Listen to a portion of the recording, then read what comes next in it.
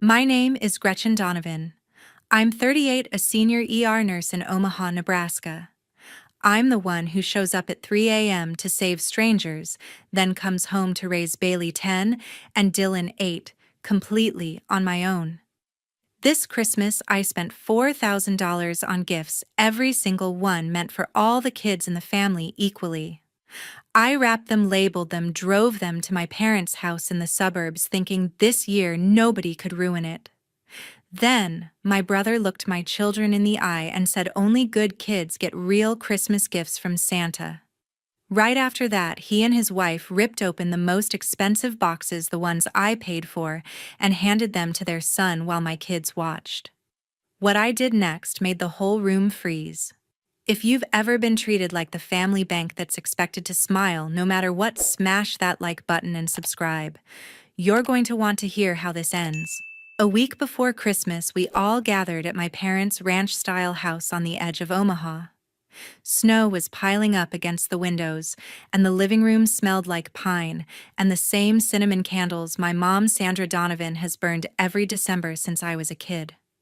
I carried in 8 big bags, everything color-coded and labeled, because that's how I survive night shifts and single motherhood. $4,000 total spread evenly between Bailey, Dylan, and my brother's son. I set the bags down near the tree and felt for half a second like this might actually be the year nothing went wrong. Then Bryce Donovan opened his mouth. He and his wife, Kayla Donovan, were already sorting presents into 2 separate piles on the carpet. Bryce looked straight at my kids and announced loud enough for the whole room to hear, "Santa only brings the real gifts to the good kids. The other pile is just the parent stuff." Kayla laughed like it was the cutest thing anyone had ever said. She grabbed the biggest box, the gaming laptop I'd hunted 3 Black Friday sales to afford, ripped the paper with a flourish, and slid it across the floor to their son, Gage Donovan. "Look what Santa left early for our good boy," she said, holding her phone up to film his reaction. Gage's face lit up. Bailey's went blank. Dylan's lower lip started trembling before he caught it and forced it still. Kayla wasn't finished. She tore into the next box, the smartwatch with the blue band strapped it on Gage's wrist right there, still recording. "See, good kids get the good stuff," she repeated, zooming in on my children's faces like she was making a reaction video. My dad, Larry Donovan, chuckled from his recliner and took another sip of his beer. My mom, Sandra Donovan, patted Kayla's shoulder and said, "Oh, they're just being sensitive. It's only a joke." Bailey looked at me with those huge eyes that always see too much. Dylan stared at the carpet like he could disappear into it. I felt the heat crawl up my neck, the same heat I get when a trauma rolls through the ER doors and I know we're about to lose someone. I didn't say a word. Not yet. In the emergency room, you learn to keep your hands steady even when everything inside is screaming. Family, I was starting to realize, is the one place that rule doesn't apply. I stood there while Kayla kept filming, while Bryce high-fived Gage, while my parents smiled like this was the most normal Christmas tradition in the world. The laptop screen glowed on Gage's lap, the smartwatch flashed with notifications Kayla had already set up, and my kids sat empty-handed on the couch, watching someone else open the gifts I had paid for. The room kept laughing. I stopped breathing for a second, counting heartbeats the way I do when a patient flatlines, waiting to see if this was the moment everything finally crashed. That wasn't the first time they'd treated me like the family bank. I started working when I was 16, waiting tables after school at the diner off Dodge Street, because Mom and Dad always said college wasn't for girls who wanted to stay close to home. Bryce got a new gaming console that same Christmas and never had to flip a burger in his life. The pattern was set early. I earned, they spent, everyone acted like that was normal. When Bryce and Kayla got married, they wanted a truck big enough for weekend camping trips they never actually took. I co-signed the loan and made every payment for 18 months after he lost yet another sales job. The title still has my name on it, somewhere in a drawer. Dad's heart gave out 6 years ago. The surgeon's bill came in just under $40,000 after insurance. I put half on my credit card the day they wheeled him out of recovery, because Mom cried that they couldn't touch their retirement. I'm still paying the interest on that one. Then there were the months Bryce was between opportunities. Rent on their apartment ran $1,200. I transferred it straight from my checking account 4 times before Kayla finally finished her childcare certification money I never saw again. She wanted to open a little in-home daycare after Gage was born. Licensing fees, background checks, playground equipment, first aid courses. I covered it all. She promised she'd pay me back once the business took off. The sign out front still reads, Kayla's Little Learners, painted in the same bubble letters I paid an Etsy shop to design. Last year, I tried to draw a line. In the family group chat, I wrote that the kids were getting older, and I needed to cut back on gifts so I could finish the last of my own student loans. Bryce sent back a laughing emoji. Kayla posted a meme of a cartoon pig with the caption, "When your sister says she's broke, but still has a job." Mom replied with 3 crying, laughing faces and wrote, "Gretchen always comes through, don't be dramatic." Dad just typed a thumbs up.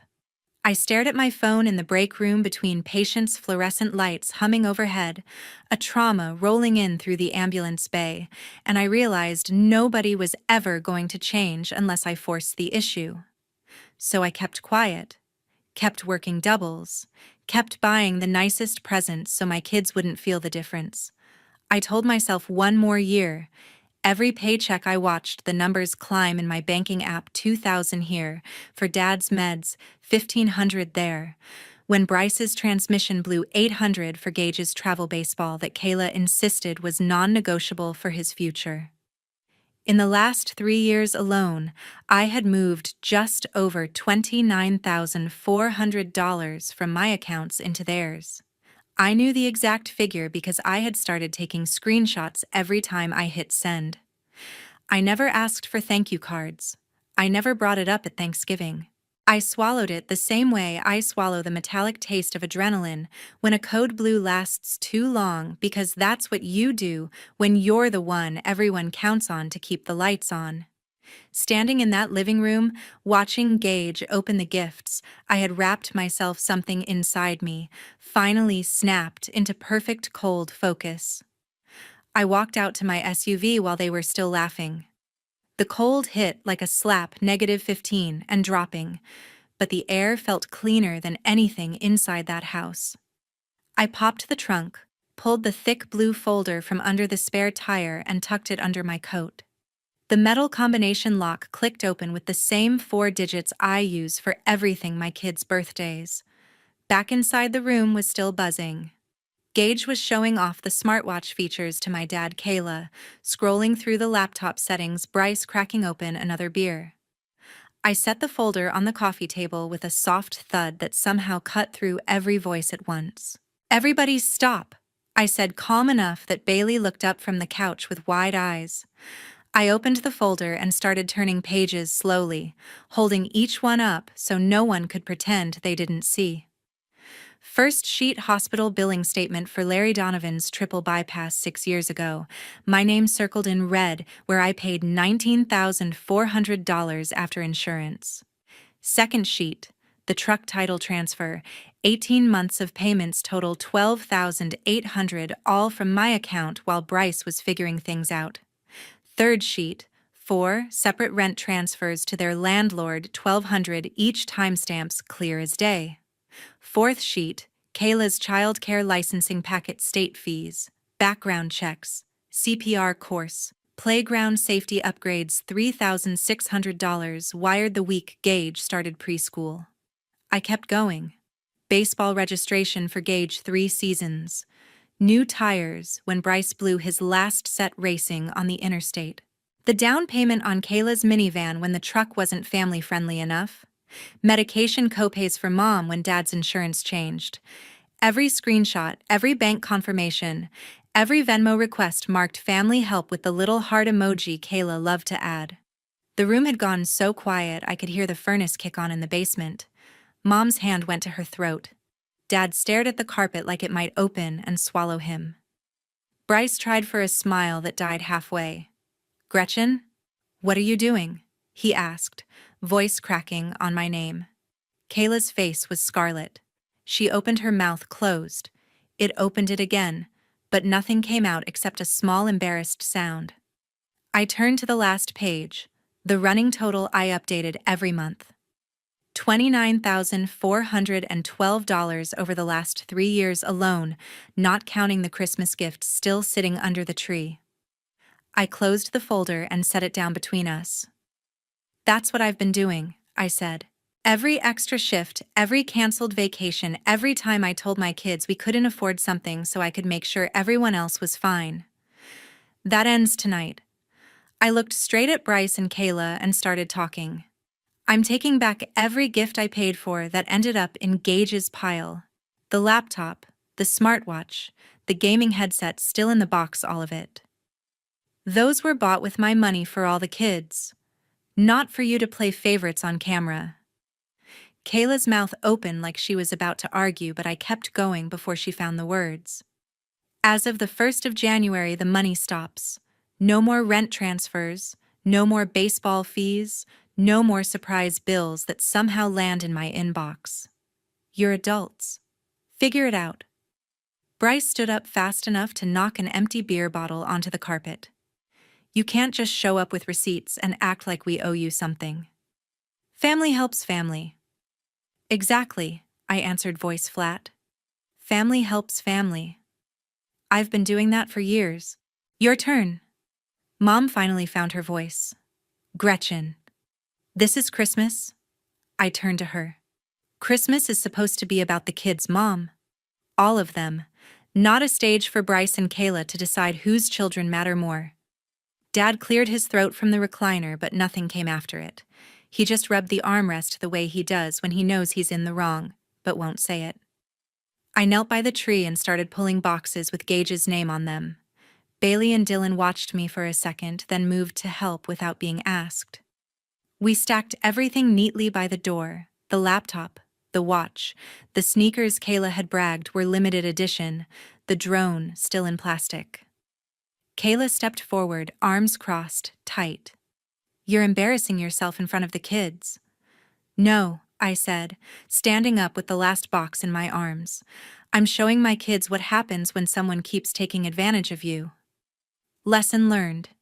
She reached for the drone. I shifted it out of her reach and met her eyes until she dropped her hand. Bryce tried again, quieter this time. Come on, sis. It was a joke. I looked at Bailey's face, then Dylan's. Tell that to my children. I zipped the kids' coats, pulled their hats down over their ears, and opened the front door. The wind rushed in sharp and clean. Snow swirled across the porch light. Mom called my name once from the hallway, voice cracking, but I didn't turn around. Bailey grabbed my hand. Dylan carried the smallest box like it weighed nothing. We walked down the salted steps across the driveway and loaded everything into the back of my SUV. I buckled them in, climbed behind the wheel, and pulled away without looking in the rearview mirror once. The temperature gauge read -15, but the heater was already blasting, and, for the first time in years, the silence inside my car felt peaceful instead of heavy. Christmas morning smelled like cinnamon rolls in our own kitchen. I woke up before the kids started the oven and let the quiet sink in. No group chat notifications, no last-minute Venmo requests, just the soft hum of the refrigerator and the snow tapping the windows. Bailey came down first in her new pajamas, hair wild from sleep, and wrapped her arms around my waist while the rolls rose. Dylan followed with the robotics kit he had begged for, already reading the instructions under the table light. We opened presents slowly, one at a time, passing hot chocolate between us. Bailey squealed over the art set with the watercolor pencils she had circled in the store catalog. Dylan built a tiny motor that spun when he clapped, laughing every time it worked. I sat on the carpet with them, legs crossed, feeling the weight lift from my shoulders like someone had finally turned off a machine that had been running for years. The phone stayed face down on the counter. I had muted everything the night before, but by 10 o'clock, the screen was lighting up anyway. Bryce sent a string of messages calling me selfish, saying I had ruined Gage's Christmas and turned the whole family against him. Kayla posted a story with a photo of their empty spot under the tree, caption reading, "Some people forget what the holidays are really about." Mom tried calling twice, left a voicemail I didn't play. I poured more cocoa, handed Dylan another roll, and watched Bailey sketch a picture of the three of us around the tree. The house felt smaller in the best way, just enough room for the people who mattered. No explanations needed, no apologies offered. By noon, the messages slowed to a drip. Bryce sent one last text demanding I return the laptop because Gage had already downloaded his games. I didn't answer. Kayla uploaded a second story, a close-up of Gage looking sad, with the words, "Missing family, today." I tapped the screen, once blocked her profile, then did the same for Bryce's mom and dad. The phone went dark. Bailey asked if Grandma and Grandpa were coming over later. I told her we were having a quiet day, just us, and she nodded like that made perfect sense. Dylan wanted to know if he could invite his friend from down the street to see the robot. I said yes, and within an hour the living room filled with two more kids and the sound of batteries whirring across hardwood. We ate dinner off paper plates because nobody wanted to stop playing long enough to set the table. The snow kept falling outside, muffling the world, and for the first time in longer than I could remember, my mind wasn't racing ahead to the next bill or the next favor someone would ask. I leaned back on the couch. Bailey's head on my shoulder. Dylan sprawled across the rug with his friend, and realized peace didn't need permission from anyone else. 10 months later, the heat was brutal. August in Omaha pushed 95 degrees every afternoon, the kind of sticky that made the air shimmer above the asphalt. I was coming off a 12-hour shift, hair still damp from the hospital showers, when my phone rang with a number I hadn't seen since December. Mom's voice cracked the second I picked up. She didn't bother with hello. The house was going on the market next week, she said. They couldn't keep up the mortgage and property taxes without my transfers. The realtor suggested downsizing to a 2-bedroom condo near the interstate. Dad just nodded when the numbers were read out loud, like he already knew this was coming. Bryce and Kayla lasted 4 months under the same roof after that. Mom laid out the new rules in March. Everyone pays their share of groceries and utilities, or they find somewhere else. Bryce laughed until he realized she was serious. By May, they were gone, 2 duffel bags, and Gage's gaming console crammed into the back of Kayla's old minivan. They rented a room at the Budget Inn off the I-80 interchange, the one with the flickering sign and the pool that never quite filled. $49 a night when you pay by the week. Dad's health took the next hit. Stress, the cardiologist said.